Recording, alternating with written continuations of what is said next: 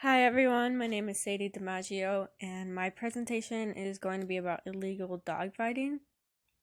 If you're not familiar with it, it is really an inhumane blood sport, is what I really like to say. They pretty much are bred, trained, and then just thrown into a ring. The training process itself is extremely brutal and cruel.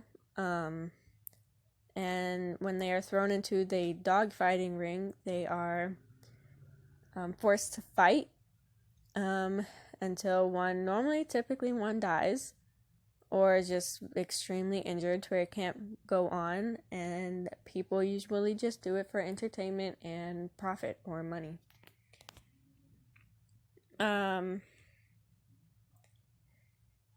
These are just a couple of little tiny facts to show how cruel and how big this is when it's really not even talked about a lot. So there's an average of 16,000 dogs who have died from illegal dogfighting, and that is only on record. There are so many more that's going on right now that happened in the past that no one probably even knew about. So it's definitely a lot more. There has been multiple cases with multiple dogs, up to maybe, I think the highest I've seen is 80 dogs, and just open wounds.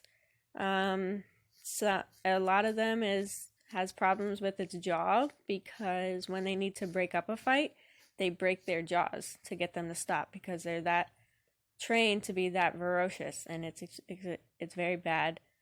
Yeah, just extremely injured, scars, blood, just all of that. It's very bad.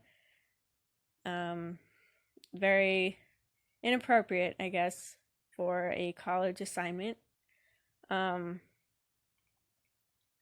actual fact that I found out with this whole research project is that they're actually forced to breed with female dogs who are strapped down. And I didn't know that at first. I didn't know that they're strapped down, forced to breed. And that's just, it in itself is extremely cruel and bad.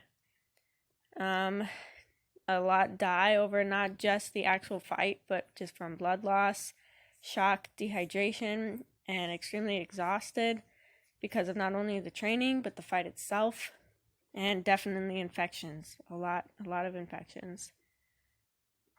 A big one is that not many people know that they usually use cats or smaller animals like rodents or rabbits or anything like that to kind of use as bait, and during the training process.